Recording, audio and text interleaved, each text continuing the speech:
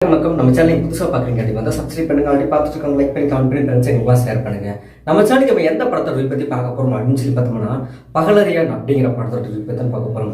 இந்த பகலறியான் அப்படின்னு இந்த படத்தோட டைட்டில் அப்படிங்கிறதுக்கு முன்னாடி இந்த படத்தில் யாரெல்லாம் நடிச்சிருக்காங்க அப்படின்னு பார்த்தோம்னா, நம்ம ஜிவி மற்றும் 8 தோட்டாக்கள் இப்படி ஒரு நல்ல கதைக்களங்களை தேர்ந்தெடுத்து நமக்கு ரிலீஸ் பண்ண வெற்றி சார் தான் அந்த படத்தில் ஹீரோவாக நடிச்சிருக்காரு. இவங்க கூட பார்த்தோம்னா சாப்ளின் சார்லி அப்படிங்கிற அவர் ஒரு காமெடி ஆக்டர். இந்த படத்தில் ஒரு செம்மையாக ஒரு பர்ஃபார்ம் பண்ணியிருக்காரு. தென் இந்த படத்தோட டேரக்டர் அப்படின்னு பார்த்தோம்னா முருகன் அப்படிங்கிறவர் தான் அந்த படத்தை டேரக்ட் பண்ணியிருக்காரு. பட் இருந்தாலுமே அவர் இந்த படத்தில் ஒரு மெயின் ரோல் பண்ணியிருக்காரு. சரி, இந்த படத்தோட டியூரேஷன் டைம் அப்படின்னு எடுத்துட்டோம்னா கிட்டத்தட்ட ஒரு 2 மணி நேரத்துக்குள்ளே தான் அந்த படம் மூவிங் ஆகுது. 1 மணி நேரம் 58 நிமிஷம் அப்படிங்கிறது. இந்த படம் வந்து இப்போ தேட்டரில் ரிலீஸ் பண்ணியிருந்தாங்க. அந்த சாமானியன் இந்த படம் வர அந்த ஒரு ரேஞ்சில் இந்த படம் ரிலீஸ் ஆகிருந்துச்சு. சரி, ஓகே. எல்லாம் சொல்கிறேன், இந்த படத்தோட கதை என்னடா இருக்கும் அப்படின்ட்டு நமக்குலாம் ஒரு டவுட் இருக்கும். ஏன்னா வெற்றி சார் படம்னாலே வேறு லெவலில் ஒரு எக்ஸ்பெக்டேஷன் அவர் வச்சிருப்பார் அப்படிங்கிறதான் தாண்டி அப்படி இந்த படத்தில் என்ன கதை இருக்கும், என்ன கதை இருக்கும் நானே சொல்லிடுறேன். இந்த படத்தோட கதை அப்படின்னு எடுத்துட்டோம்னா, ஆரம்ப கட்டத்தில் ஒரு ரவுடி தன்னோட தங்கச்சியை காணோம் அப்படின்னு தேடிட்டு இருக்காரு. தங்கச்சின்னு அவருக்கு அப்படி உசுறு. அதே இன்னொரு பக்கம் பார்த்தோன்னா, நம்ம ஹீரோ லவ் பண்ணுற பொண்ணை ஏதோ ஒரு பக்கம் வித்தரலாம் அப்படிங்கிறதுக்காக லவ் பண்ண பொண்ணை கூட்டிகிட்டு காரில் சுற்றிட்டு இருக்காரு. பட் இருந்தாலும் இது ஒரு கட்டத்தில் தெரிய வர்றப்போ நம்மளுக்கு இன்ச் பை இன்ச் படம் பார்க்குற வரைக்குமே ஒருவேளை ஒரு கூட்டிகிட்டு சுற்றுற அந்த பொண்ணு தான் வில்லனோட தங்கச்சியாக இருக்குமோ, அதாவது அவரோட இன்னொரு ரவுடியோட தங்கச்சியாக இருக்குமோ, அதை தேடி எவ்வளோ தூரம் சுற்றிட்டு இருக்காங்க அப்படிங்கிற மாதிரி ஒரு கனெக்ட் கொடுத்துருப்பாங்க.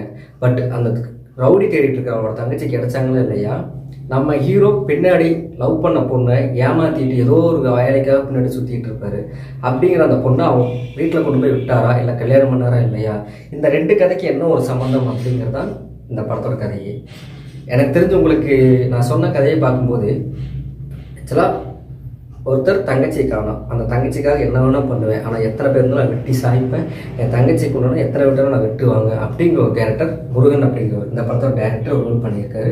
கிட்டத்தட்ட சொல்லப்போனால் அதில் வெற்றி ஹீரோவில் இல்லை, அந்த முருகன் டேரக்டராக இந்த படத்தில் ஹீரோ செம்மையாக ஒரு பாடி அம்சம், அதேமாதிரி அவரோட தாடியிலிருந்து அவர் ஃபைட் பண்ணுற அந்த கிக் ஆகட்டும் வேறு லெவலில் ஒரு பர்ஃபார்ம் பண்ணியிருக்காரு. அப்படிங்கிறதெல்லாம் தாண்டி இந்த படத்தில் இப்படி இவ்வளோ உண்மையுமே ஹீரோவை பண்ண வேண்டிய இருப்பா அப்படிங்கிற மாதிரி மெயின் ஒரு விஷயம். அவ்வளோ பெரிய ரவுடி அப்படின்ட்டு இருக்கும்போது இவர் வந்து படத்தில் ஒரு ஊமையாக தான் நடிச்சிருக்காரு. அது ஒரு நல்ல விஷயம் தான். பட் இருந்தாலுமே ஆக்டிங் வைஸ் எல்லாமே பாசிட்டிவ் தான். நடித்தவங்க ஆகட்டும், ஒளிப்பதிவு ஆகட்டும், மியூசிக் ஆகட்டும் எல்லாமே பாசிட்டிவ் தான். நம்ம வெற்றி ஒரு சிறந்த நடிகர் அப்படின்னு கூட சொல்லலாம். கண்ணிலே நடிப்பாக இருக்கும் அப்படின்னு சொல்லியிருப்போம். அதுக்காகவே இந்த படத்தில் கண் ஷாட்டில் நிறைய வச்சுருப்பாங்க. அவர் கண்ணுக்கு மட்டுமே தனியாக ஷாட் வச்சு க்ரியேட் பண்ணியிருப்பாங்க. அதுவுமே ஓரளவுக்கு நல்லா இருந்துச்சு.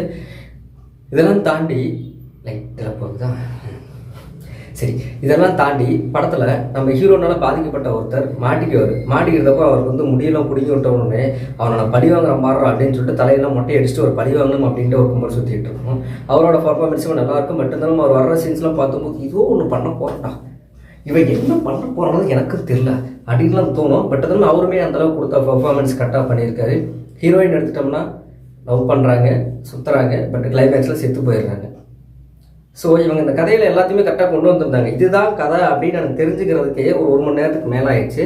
பட் இருந்தாலும் கூட கிளைமேக்ஸில் இவங்க 2 பேரும் இவர் ஏன் கூப்பிட்டு சுற்றணும், ஒரு கெட்டவன் ஒரு நல்லவனாக மாறுறான்.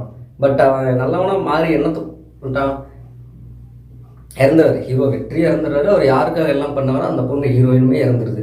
கடைசியில் ஹீரோயினோட அப்பா வந்து பைத்தியக்காரனாட சாப்பாடு சோறுன்னு சுற்றிக்கிட்டு இருப்பார். என்ன சொல்கிறேன்னு தெரியலைங்க. ஒரு நல்ல கதை, கடைசி ஒரு 1/2 மணி நேரம் சொதப்பிட்டாங்க. பட் பர்ஃபார்மன்ஸ் படி எல்லாமே சூப்பர் தான், நல்லா திரைக்கிறது தான். மியூசிக் நம்ம இந்த கேஜிஎஃப் சலார் இந்த படத்தோட மியூசிக்லாம் அப்படியே போட்டிருப்பாங்க. நம்ம சாப்ளின் பாலு சார்லாம் வந்து படத்தில் நல்லாவே பர்ஃபார்ம் பண்ணியிருக்காரு. இன்னும் இந்த படத்தை பற்றி சொல்லணும், நிறைய சொல்லிட்டே போகலாம், நிறைய வளர்ற அப்படிங்கிற மாதிரி தெரியுது எனக்கேவே. ஸோ ஒரு அவரேஜான படம் டைம் மினிட்ஸ்லாம் பாருங்கள். ஓடிடியில் ரிலீஸ் பண்ணியிருக்காங்க. மீண்டும் அடுத்த வீடு சந்திக்க அப்புறம் நான் இருந்து விடுகிறேன். நன்றி.